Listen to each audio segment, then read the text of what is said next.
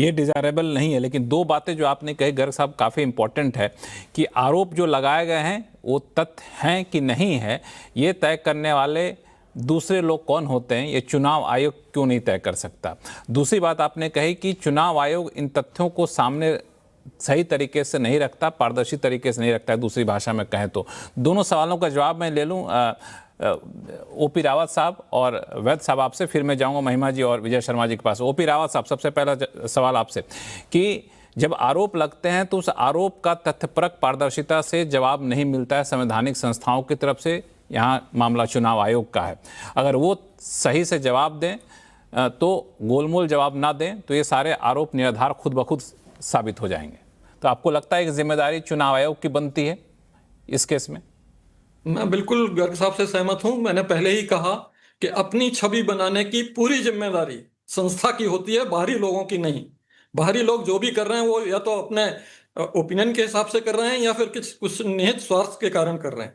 और election commission पर यह हमेशा हुआ है। इनफैक्ट 2009-10 में आप सोचिए, ईवीएम पर एक किताब भी लिखी गई, जबरदस्त कैंपेन चलाया गया, इलेक्शन कमीशन पर बहुत मड स्लिंगिंग हुई, लेकिन इलेक्शन कमीशन ने ईवीएम चैलेंज रखा तो कोई नहीं आया।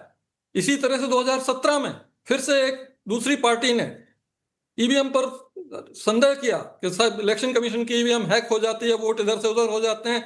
ये सब किया, इतना जबरदस्त अभियान चला कि इवन हाईकोर्ट को इंटरवीन करना पड़ा और कहना पड़ा कि ईवीएम पर निराधार आरोप लगाने वालों को 6 महीने जेल करेंगे हम। तो इस और ईवीएम चुनौती में भी कोई पार्टी नहीं आई। तो ये इलेक्शन कमीशन का कर्तव्य है कि हमेशा हर स्टेक होल्डर, वोटर तक के लिए कोशिश ये करे कि कोई भी संदेह उसके मन में ना रहे। कोई भी शिकायत अगर वो करता है, कोई भी आरोप लगाता है, कैसा भी हो, उसकी ओपन जांच करे और सारी पार्टियों को इन्वॉल्व करके करे कि आप भी अपना प्रतिनिधि दीजिए हमें जांच दल में, और उनके साथ मिलकर जांच करे और वो तथ्य पब्लिक डोमेन में तुरंत डाल दे। सभी अपनी अच्छी बनी रहेगी। हाँ, एक सवाल और आपसे पूछूं कि इस पूरे मामले में चूंकि ये सारा मुद्दा उठाया एसआईआर को लेकर के, वोट चोरी के आरोप को लेकर के, तो एसआईआर का मुद्दा हो या फिर वोट चोरी का मुद्दा हो, इस पर जिस तरीके से ने विपक्षी ने, खासतौर से राहुल गांधी ने हमला किया चुनाव आयोग पर, आपको लगता है कि मौजूदा चुनाव आयोग की तरफ से इन आरोपों का सही तरीके से जवाब दिया गया या फिर और बेहतर तरीके से जवाब दिया जा सकता था, इन आरोपों को खारिज किया जा सकता था? ये तो देखिए जनता तय करेगी कि कैसा किया गया, कैसा नहीं किया गया। आप चुनाव आयुक्त रह चुके हैं, अगर आपके समय में इस तरह के आरोप लगते तो क्या आप वही रिएक्शन देते जो अभी दिया गया या फिर आप कुछ और तरीका अपनाते? मैं बता रहा हूं, 1 मिनट भी नहीं लेता तुरंत जांच करके परिणाम पब्लिक डोमेन में डालने में, और मामला टाए टाए वो तो किया चुनाव आयुक्त ने, वो तो किया चुनाव आयोग ने कि नहीं किया? आपके नहीं किया, एफिडेविट का वेट किया। एसआईआर के बारे में सुधार करते गए लेकिन माना कभी नहीं। आप सोचिए 6 जुलाई को उन्होंने एडवर्टीजमेंट निकलवा के ये कहा कि 3 करोड़ वोटर जो 2003 की सूची में नहीं है वो बिना किसी डॉक्यूमेंट के अपना इनोमिनेशन फॉर्म जमा कर सकते हैं, लेकिन स्वीकार नहीं किया। उन्होंने कहा हमारा 24 जून का आदेश वैसा ही का वैसा है, उसमें कोई परिवर्तन नहीं है। अगर उसमें परिवर्तन नहीं होता तो बिहार की ड्राफ्ट सूची जो है वो 5 करोड़ की होती, सीधे 3 करोड़ वोट गायब होते। लेकिन चूंकि एडीआर का सुप्रीम कोर्ट में केस लग गया था, उसमें ये मुद्दा उठाया गया था, इसलिए इलेक्शन कमीशन ने सीईओ के माध्यम से वो विज्ञापन निकलवा के इस मामले को बचाया। इसलिए मैं कह रहा हूं कि एक्शन तुरंत लेनी चाहिए और अपने छवि अच्छी से अच्छी बनाए रखनी चाहिए। तो आपके हिसाब से इस पूरे मामले में चुनाव आयोग से जैसी अपेक्षा की जा रही थी वैसी भूमिका चुनाव आयोग ने निभाई नहीं आरोपों को खारिज करने के लिए, ये कहना सही होगा आपकी तरफ से? जिस मुद्दे पर भी आप तुरंत जांच करते हैं वो आपके लिए बहुत मुफीद है, आपकी छवि के लिए बहुत मुफीद है। मैं इतना ही कहना चाहूंगा। ठीक है। एसपी वैद साहब, संक्षिप्त में पहला सवाल जो गर्ग साहब ने उठाया कि जो आरोप लगता है तो आरोप की सफाई देने की जिम्मेदारी चुनाव आयोग की बनती है, बाहर के लोग क्यों इस पर सफाई दे रहे हैं? और दूसरा, जो अभी ओपी रावत साहब ने कहा कि चुनाव आयोग ने इन आरोपों को सही तरीके से जवाब नहीं दिया जिसकी वजह से सारा कंफ्यूजन फैला। देखिए ऐसा है, मैं बिल्कुल सहमत हूँ इनसे कि प्राइमरी रिस्पॉन्सिबिलिटीज चुनाव आयोग की बनती है। उनको जो भी इसमें इन्वेस्टिगेशन निकलती है एकदम पब्लिक डोमेन में डालिए और बात उधर ही खत्म हो जाती है। और वो करना कोई उसमें मुझे नहीं उसमें लगता है कि उसको करने में कोई दिक्कत होनी चाहिए। अगर आपकी इंक्वायरी में या इन्वेस्टिगेशन में जो भी आता है वो सब public, you are a public body and you put ultimate जज कौन है? पब्लिक।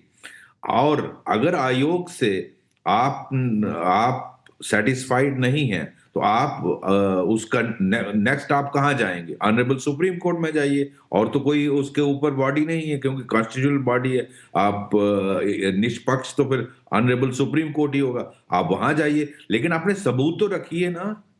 आप अपने जो आपके तथ्य हैं रखिए ना, बिना उसके आप कैसे एक्सपेक्ट करते हो उनको उनको इन्वेस्टिगेट किया जाएगा और उसको किया उस पर इन्वेस्टिगेशन हुई और उसको आपके पब्लिक के सामने पब्लिक डोमेन में रखें।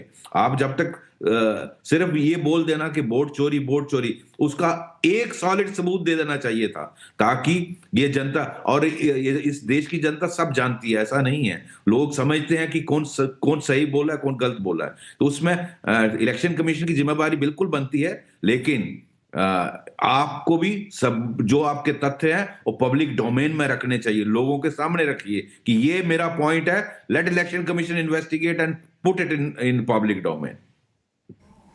मैं गर्ग साहब आपके पास आऊंगा और रावत साहब के पास आऊंगा, लेकिन महिमा सिंह, विजय शर्मा जी दोनों लोग हैं। महिमा सिंह जी कांग्रेस के प्रवक्ता हैं, विजय शर्मा जी भारतीय जनता पार्टी के प्रवक्ता हैं। महिमा सिंह जी, ये सारी बातें आपने सुन लिया, आरोप लगाइए, लेकिन आरोप तथ्यों के साथ लगाइए। सिर्फ मुद्दा यही है, और वो तथ्य देने में शायद राहुल गांधी या कांग्रेस नाकाम रही है। ये आरोप लग रहा है कांग्रेस के ऊपर, राहुल गांधी के ऊपर। जय हिंद। लक्ष्मण जी, अगर इस थ्योरी के हिसाब से चलते ना, तो महात्मा गांधी बापू नहीं हो गए होते, फादर ऑफ द नेशन नहीं हुए होते, नेल्सन मंडेला देश विदेश में पूरे विश्व में इतने महान नहीं होते, डेसमंड टुटू का नाम नहीं होता अगर इन सब लोगों से इनके आरोपों का हलफनामा मांगा जाता, इन्हें कहा जाता जाइए पुलिस कंप्लेंट कराइए, तब आंदोलन कीजिए। एक सबसे बड़ा लोकतंत्र विश्व का, जिसके अंदर आज लोगों को शांतिपूर्वक आंदोलन प्रदर्शन करने की अनुमति नहीं है। दिल्ली में प्रदूषण होने पर अगर लोग निकलते हैं सड़कों पर तो उनके साथ उनके ऊपर पुलिस एक्शन किया जाता है। ऐसे देश के अंदर ये जो 272 महान हस्तियां हैं, और एक तो साहब यहाँ बैठे हैं, मैं नतमस्तक हूं आप सबके आगे, क्योंकि ये बड़ा जो लॉजिक है, ये लॉजिक बड़ा समझने की जरूरत है। अभी मैं सुन रही थी साहब को बड़े ध्यान से, उन्होंने कहा कि सर्वोच्च न्यायालय की जो है वो का अपमान कांग्रेस पार्टी ने और कांग्रेस पार्टी के लीडर्स ने किया। सर, मैं तो आपसे एक ही सवाल बड़े विनम्रता पूर्वक और सम्मान पूर्वक पूछना चाहूंगी कि जब चुनावी बॉन्ड्स के ऊपर असंवैधानिक घोषित करते हुए सर्वोच्च न्यायालय ने निर्देश दिया, तो किसने अवमानना की हुई थी? और उन्हीं इलेक्टोरल बॉन्ड्स के माध्यम से इस देश के अंदर सैकड़ों चुनाव हो गए और उनके ऊपर कोई सवाल नहीं उठा। तो ऐसे में लोग सवाल ना उठाएं। आप 272 लोगों का सम्मान है, लेकिन करोड़ों इस देश की जो आवाजें हैं, जिनके पास शायद कोई जरिया भी नहीं है सरकार तक, लोगों तक, नेताओं तक पहुंचने का, वो सब लोग दबे छुपे तरीके से कभी कभी खुल के ये सवाल उठा रहे हैं। और माननीय नेता प्रतिपक्ष जो 4 लाख के मार्जिन से 2-2 सीटों से जीत कर आए, आप कह रहे हैं उनकी साख गिर रही है। कमाल है। दूसरी बात, चुनाव आयुक्त का मामला था, आपको याद होगा लक्ष्मण जी, आपको याद होगा कि सर्वोच्च न्यायालय ने चुनाव आयुक्तों की नियुक्ति का जो मामला था, उसमें क्या निर्देश दिए थे? वो निर्देश माने क्या इस सरकार ने? तो सर्वोच्च न्यायालय की अवमानना भाजपा करती है या कांग्रेस करती है? ऐसे में ये पत्र लिखना, मुझे याद है मैं उपराष्ट्रपति चुनाव में बड़ी नजदीकी से काम कर रही थी। मुझे याद है उस समय किस तरह का प्रोपेगेंडा बना करके जो हमारे उपराष्ट्रपति के कैंडिडेट के थे, उनके प्रति, उनके लिए चिट्ठियां लिखवाई गई थी, पत्र लिखवाए गए थे। मुझे बंगाल के वो जज साहब भी याद हैं जिन्होंने इस तरह के अपने एक्सप्रेशंस दिए, अभिव्यक्तियां दी, और बाद में भाजपा से चुनाव लड़ गए। मुझे रंजन गोगोई जी भी याद हैं, मुझे उनके द्वारा दिए गए निर्देश भी याद हैं, और ये भी याद है कैसे वो अपना रिटायरमेंट के बाद तुरंत जो है राज्यसभा में नामांकन लेकर के आ गए। हो सकता है वैद साहब का ऐसा कोई इंटरेस्ट ना हो, क्योंकि अभी उन्होंने जब दूसरी बार बात की तो उन्होंने तथ्यों को संतुलित करने का प्रयास भी किया और शायद अब उनको धीरे-धीरे करके इस चर्चा में दूसरा पक्ष नज़र आने लगा, जो कि काबिल तारीफ़ है, और शायद इसी प्रकार से इन 272 लोगों को शायद एक पर्सपेक्टिव, एक परिप्रेक्ष्य देने की आवश्यकता है, और वही परिप्रेक्ष्य मैं आपके शो पर दे रही हूँ। अब आप ये देखिए, आज इस देश के अंदर 90% जो मुकदमे हैं लक्ष्मण जी, वो विपक्ष के नेताओं के ऊपर क्यों है ईडी सीबीआई में? सर्वोच्च न्यायालय को भी इंटरवेंशन करना पड़ता है और ये आपने जो कहना बातें पड़ता है कही हैं कि पहले आप उस इस पे एक सरकार रिएक्शन ले लेता हूँ, फिर मैं आपके पास आऊंगा। महिमा जी, मैं एक बार सुनिए, हाँ सर्वोच्च महिमा जी, न्यायालय मैं एक बार यहाँ पर बार बार ये बात आती है कि न्यायालय जाएं। सर्वोच्च न्यायालय ने इसी साल में कम से कम आधा दर्जन फैसलों में ये बात कही है कि राजनीतिक लड़ाई को कोर्ट में मत लेकर आइए। चुनाव आयोग का मुद्दा है, चुनाव आयोग को जांच करनी चाहिए, निरपेक्षता से करनी चाहिए और पब्लिक डोमेन में रखना चाहिए, बजाय आंकड़े अपने वेबसाइट से हटा लेने के, बजाय रातों रात नियम बदलने के।